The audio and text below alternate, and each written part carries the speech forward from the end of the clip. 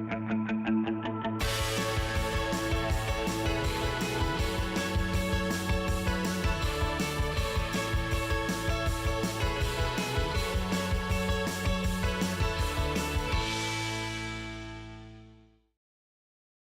and welcome to Prince George Up Close. I'm your host, Grant Bachand, and this is the show where we go on to one-on-one, in-depth conversations with this community's movers and shakers. Today, I'm very excited we have Tim Bennett. He's the chair of School District 57 and also the executive director of Big Brothers and Big Sisters in Prince George. How are you doing today, Tim? Good, good. Thank you so much for having me today. We're very excited, and I kind of wanted to just bring you on because, you know, I was listening to Big Brothers and Big Sisters on the radio about their lemonade and everything, and I was getting going around and sampling myself. And I think a lot of people know about you guys. You're very well known in the community, but I kind of wonder, like, what does Big Brothers and Big Sisters do? Well, so we've been in Prince George since 1979. We're part of a national organization that's been around since 1913. But really, we provide proactive mentoring to kids living in Prince George. While we have the national name, we're really a local charity that stays in Prince George and ensures that programming is here in the community. So when you donate, you purchase your lemonade, the funds stay in our community to help local kids. Really what we do is provide those one-on-one, consistent, positive mentors in a child's life. The mentor's not there to take the place of a parent. They're not there to take the place of friends, but it's more to just provide that consistent, positive role model in a child's life. When children, especially as they get into pre-adolescence, everyone's busy. Everyone has tons of stuff going on. And when they recognize that somebody takes an hour of their time to spend focused on them, it really goes a long way. Mm-hmm. And we're there just to help a kid build their confidence, build their self-esteem, a lot of the time build new skills, and help them just turn into great community citizens. So what does a role of a mentor sort of do for an individual? Like, I can understand they kind of help them navigate certain things when they're getting a little bit older, but how does a mentor really shape a child's life? Well, and there's this stigma around mentoring, right? And mentoring's kind of this buzzword that you hear now in the business world. Yeah, business communities and stuff. In the academic world. Mentoring doesn't need to be this scary thing that everyone thinks it is. It's really about just being there and instilling, your wisdom, your expertise, and just being there and leading by example. So our mentors are just, they're positive community members who want to give back, and sometimes it's just as simple as they're going to a Cougars game, or they're going to the mall and grabbing a pretzel and walking around and just talking about what the week entailed for both of them. It isn't these scary things that sometimes mentoring is. It's about being there, being positive, and just showing a child what being there can really mean for them. And I get the sense that you're very passionate about it. You've probably been involved in this organization for a long time. How did you get involved with Big Brothers Big Sisters? How did your journey get to this point? Yeah, so I've been there 11 years now. Mm-hmm. I've been executive director for the last 4, and for me, it was one of those things that I recognize how mentors shape my life. Mm-hmm. I put out a tweet a couple weeks back, and it to kind of kick off Big Brothers Big Sisters month, and it was along the lines of if I look at all the stats, I was destined to fail, and you look at all that research out there now, and you look at I was fortunate, right? I had some amazing mentors growing up, and I have some amazing mentors now who help me each and every day, battle the challenges that you still face in life. But I look at it. My parents were only 15 when I was born. Young Aboriginal, growing up below the poverty line. If you look at all those studies, I was one of those who were destined to fail. Mm-hmm. According to all the research, mm-hmm. And it just shows I had some really amazing mentors through scouting, through some of the volunteer work I did in the community. I had some pretty amazing teachers who really just kind of showed me what I was capable of doing, pushed me probably in ways that I needed to be pushed, and allowed me to fail at times too. And I think that's the critical part. So I was in university at the time, and the posting came forward for a fundraising position at Big Brothers, and I always knew I wanted to be a Big Brother. Like that was kind of that's what I wanted. That's what I wanted to do. Then all of a sudden, this job opportunity came forward, and I said, you know what? I think it's going to be a great summer job for me. And that summer job has now turned into a career, and it's turned into a key motivator as to why I do what I do in the community, because I can see each and every day the impact that mentoring has on the lives of local kids. And so when you're looking at a potential big, I'm assuming you must be looking for something in those individuals, or is it just kind of anyone who can give their time? Well, again, there's that kind of stigma around mentoring. So we know that people come in thinking that they have to be something bigger than what like a Jedi master of sorts. They have to be a hero, right? And they really don't. It is about the key for any mentoring relationship to be successful is you need to be consistent. Okay. So we ask our mentors, we ask for ideally a minimum 1-year commitment, because we're saying for this match to be successful, we need a year. Understanding life happens, right? 2 weeks from now, 3 weeks from now, somebody could get an amazing job offer and they're leaving town, or their situation changes. But we ask for ideally you're coming in knowing that you're here for at least a year. And we want somebody who's positive and really just wanting to be there. Of course, there's a screening process, because we have to go to parents and say, hey, we're going to allow this complete stranger to spend one-on-one time with your child.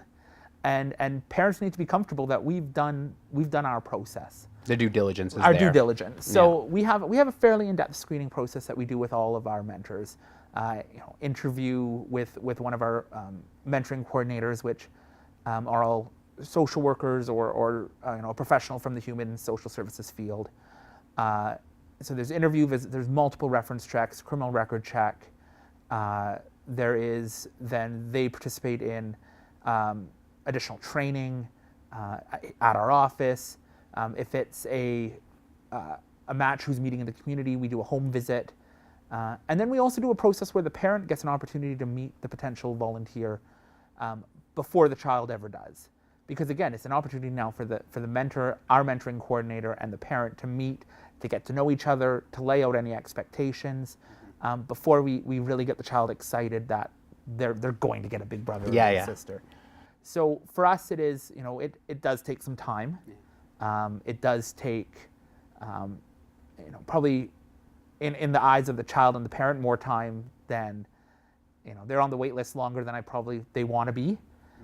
But we want to make sure that we're screening our volunteers as thorough as we can to ensure that we can say with utmost confidence to our parents that this person is a good role model and somebody who's okay to be spending that one-on-one time with their child. So when I become a big and I'm involved in this organization now I have this relationship with this kid. Do you see the eventually like a long-term relationships end up being built, like, or is it very much like a very short-term sort of thing? Yeah. So most of our matches, I think if we look at the average length of say our traditional program, and the traditional program is one that most people are familiar with when they think of Big Brothers Big Sisters, and that takes an adult volunteer and matches them with a child in the community. And things have changed over time. Before, it used to be the child had to come from a single-parent household. It used to also very much be gender-based, where a male big brother was matched with a male little brother. I was kind of curious about that. Yeah, not all agencies are the same. Here locally, gender is not really a big part of what we do now. It's what we call matching consideration. So we ask the mentor, we ask the child, what kind of match are you looking for? So we have some really fabulous cross-gender matches where we have a big sister matched with a little brother, and they go out and have a great time every week. So for us, it is about creating the best possible match, and that is That's why sometimes when I know I talked about the wait list before, the wait list isn't a traditional wait list where it's first come, first serve. It is about finding the best possible match for your child. So sometimes a child could be on that wait list for weeks, sometimes it could be months. It just kind of depends on what you're looking for in a big and what bigs walk in our door at any given time.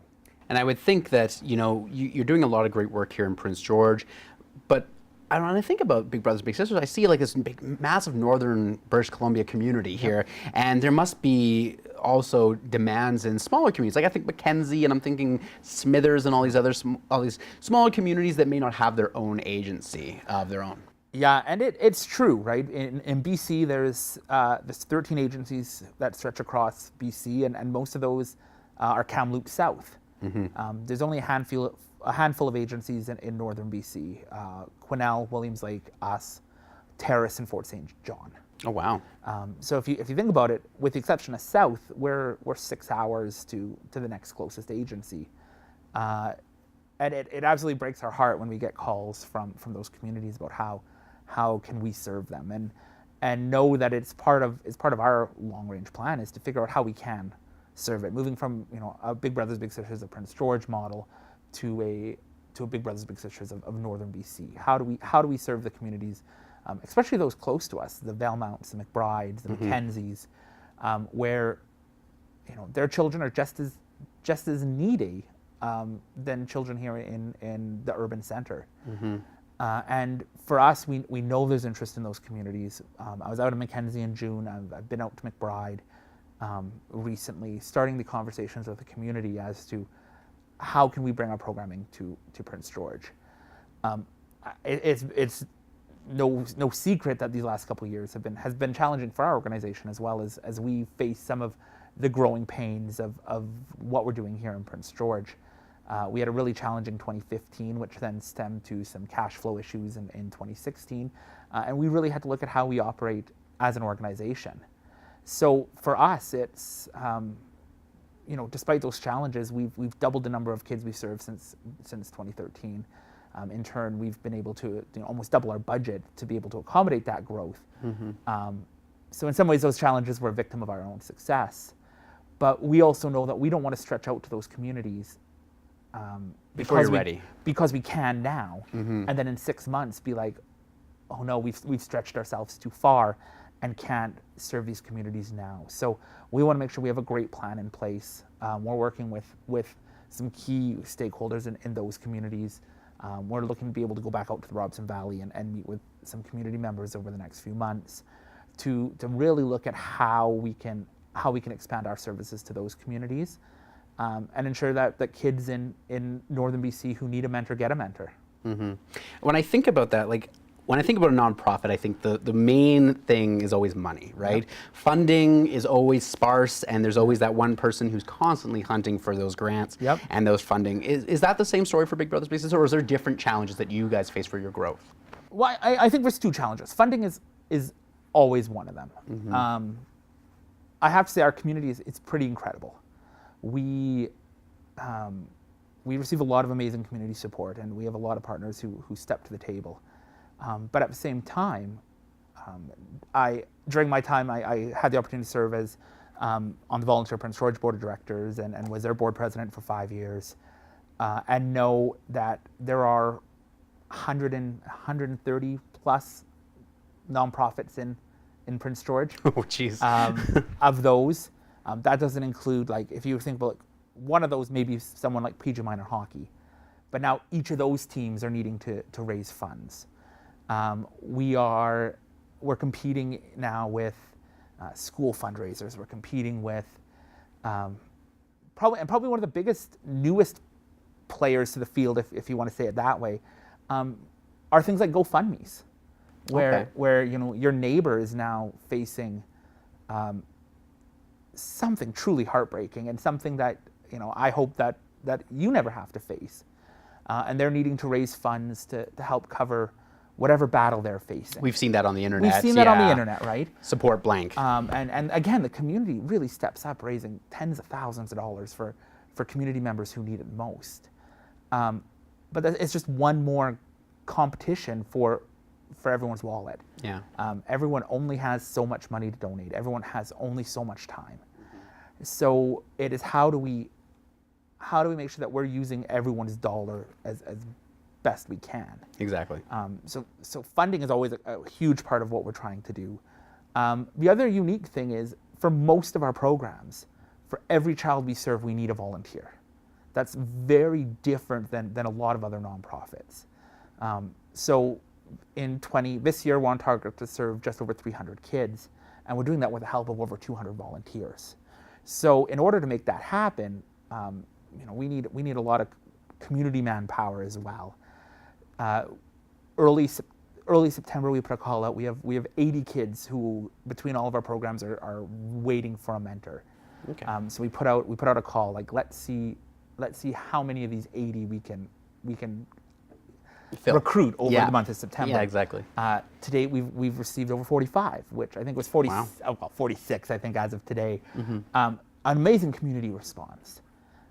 But again, we're in that unique position where and I say most, with the exception of our group programming, most of our programming is one-to-one mentoring.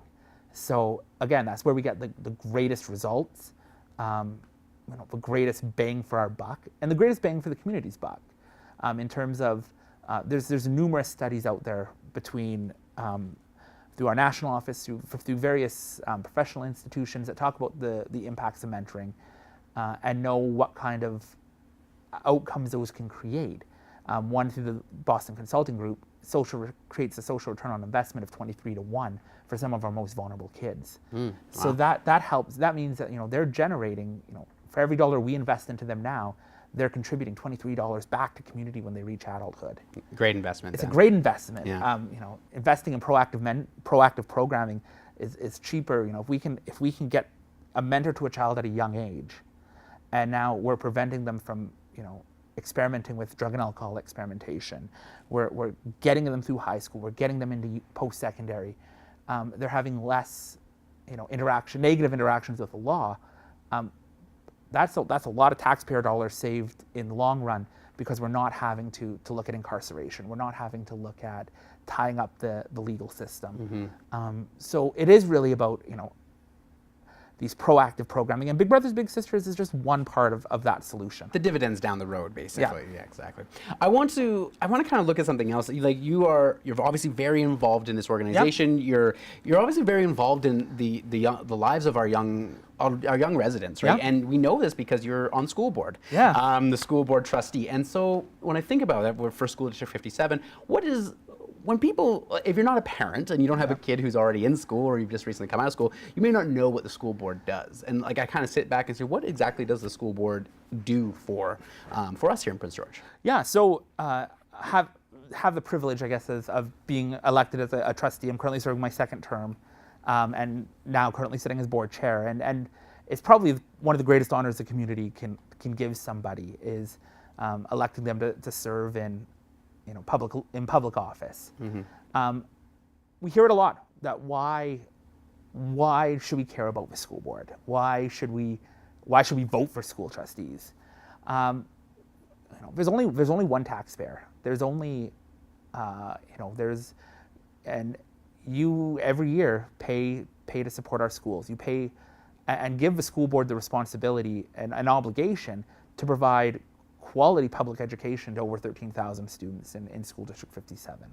Wow. And we have to ensure that we're using our tax dollars the best we can to provide that education, because if we don't, not only are we wasting tax dollars, but we're not living up to our job of providing education to the next generation of taxpayers. We have, education is such a critical tool that we need to give to our young people. Education can truly change lives, and we're fortunate that here in Canada, and here in BC, we have an outstanding public education system. When I ran for trustee, I didn't have a child in the system. I ran because it was partly was I was on a committee to save a school that eventually closed, my old junior high, where I coached volleyball, and they kind of recruited me to help on the Save Lakewood committee, and that school closed, and that kind of got me interested in, well, why? Why did it close? Why? I had a lot of whys. And again, I knew, and I think I said it when I originally ran. I thought the system could do better. I thought, and I knew that I was eventually going to have children in the system, and I felt that I wanted to be able to at least say that I could have an attempt to create the best system possible for my kids and the kids that I work with every day at Big Brothers, and then future generations. And is the system perfect yet? Probably not. Each day we're looking at how we can make things better. But 2 weeks ago, I dropped my son off for his first day of kindergarten, and he's now ready to start his 13-year public education journey. And I hope that the system is better for him than it was for children past. I think education is one of those things where it's such a passionate thing for so many people. It's also something very controversial in some ways of what is being taught. Yep. And the thought goes to the head is does the school board have an input in that sort of stuff, or is that something that we look at to the Ministry of Education for? Well, it's an exciting time right now in the fact that the ministry has just redone all of its curriculum. So kindergarten to grade 9, the curriculum is brand new. It's in its second year of kind of implementation. The 10 to 12 curriculum is still being tested. One of the key things with the curriculum is it's taken your curriculum booklets that used to be binders and now condensed it down to pages, because it's given now the teachers the ability, here are your core ideas, here are your big ideas that you need to make sure students leave your class with. But it leaves it up to the teachers and the students to really direct the learning. So I think now more than ever, the school board is going to have a larger role to play, because it's not memorizing, did your students know A, B, C, and D, but it's, can they grasp this big idea? And if they're not grasping this big idea, then that's where we have to work with our staff to say, we need to do better. So it is, I think it's an exciting time. I also think it's a scary time, because the province of British Columbia has taken public education and really have now flipped it. Last year, one of the biggest things was with the new curriculum in K-9 is letter grades being a big part, and you're going to see it now with the high school curriculum. Is it's not, while it is, I guess, really about the grade at the end, students aren't going to see that grade at the end until the end of the semester. It's about how you're progressing in your learning, how you are meeting these learning outcomes, these big ideas. And I would not be shocked within the next 5 years if letter grades become a thing of the past, because it is about grasping, those big ideas and those learning more than just the memorization part of, can you pass this test at the end? Yeah. I think of some parents though, they hear that though, and they kind of, it kind of freaks them out a little bit. It's like, what do you mean take away my letter grades? Well, and I think I had the opportunity to be the liaison with the District Student Advisory Council a few years ago, and that idea was floated. And again, it was a hard concept for students to grasp. What do you mean? And again, in order for this whole system to change, there's going to have to be a lot of work with post-secondary institutions. I was going to say universities. Because will right look now, at that, right now to get into university, it's going to be B pluses and B up. plus and up, right? In so many courses. Yeah. And now all of a sudden, if it's more about creating this well-rounded graduate, that's going to be a tough thing for universities to determine how a student is going to be. Are they going to become a UNBC student or not? I get a sense though, when I hear this though, when I think of different teachers taking on the learning opportunities for each student, I see inconsistency. That's the one thing I kind of get in my head, right? Like, how can we ensure that a child going to College Heights and then a child going to a school in maybe a lower in a lower economic area is ensuring that that child who has that economic area, who's in the lower economic area, has the same advantages as that College Heights kid, right? Yeah, and I think that's where, in a lot of ways, the role of the board is important, right? We are elected to represent 52,000 square kilometers. That's how big our district is. We're elected to not just Prince George, but Valemount, McBride, Mackenzie, Hickson, all the regional district communities in between. And we know, and we hear it, that we have schools we have a high school in one of our rural communities that have 70 students, and we have to ensure that they have the same opportunities as someone who's attending a high school in town of over 1,000 students. Yeah. And when we live in a pure pupil funding model, that makes that very challenging. Yeah. And I know that's, the role of the board is to not only ensure that students are getting the education that they deserve, but it's now how do we work with government to say something as simple as we need more resources to support our rural schools. So that's really the role of the trustee is, we employ a superintendent to ensure that, to oversee the education and operation of the school district. But probably one of our biggest role is to be that advocate for the taxpayers in our community to say, we need more. We need to do things a little bit differently. We need government to, one of the big things we looked at was around recently with the Supreme Court ruling, and we needed to hire hundreds of new teachers into our district, and at the same time compete with 59 other school districts who are hiring all these teachers as well. Yeah, we heard this around Surrey. That was a big thing in Surrey going on. Huge Surrey, and I think Surrey's still looking, right? And there's only so many teachers in BC. Yeah. Is it the gold rush for teachers now? Yeah, there's a lot of teachers. Like it's a good time if you're coming out of university, one of the university teaching programs, because you can, if you're a strong candidate, you can pretty much pick where you want to work. That's crazy. That hasn't been a case for a long time. No, it hasn't been a case. I have a lot of friends who were teachers, and they had a hard time for a long time. Yeah, so it is, and it is trying to make sure that we have, teachers, and that was a real worry for us. As much as I love Prince George, and I've chosen to live here and raise a family here. We know Prince George isn't home for everyone. We also know that sometimes people want to move where it might be a little bit warmer, or move to closer to family, or whatever reason you want to new adventures, right? You want to move away from family, right? We talked very closely to the minister about how do we recruit and retain teachers in northern, rural, and remote communities.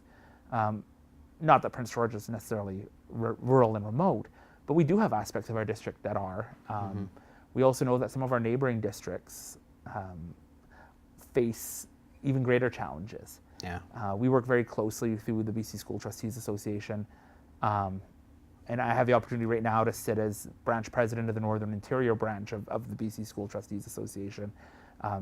So I represent, with that hat on, trustees from Fort Nelson, from Fort St. John, these communities where you really need to recruit and really try to get teachers into these northern, rural, and remote. So I was going to say the ones to the west of us and everything. Yeah, they must have some challenges that are very unique. Very unique. So we have districts in our province that are fly in, fly out. If you look at some even really northern ones.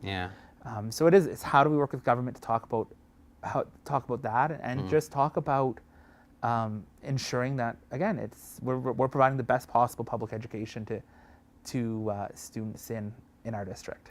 Thank you so much, Tim. I could talk to you for hours. This was a great conversation, and it's really good to let people know about these various different things that you're involved in the community. Excellent. Well, thank you so much. I could talk to you for hours as well, and thank you so much again for having me. Our thanks to Tim Bennett. Let me know who you want to see come on the show by tweeting me at Grant Bachand or go to facebook.com/PGUpClose. Till next time, thanks for watching.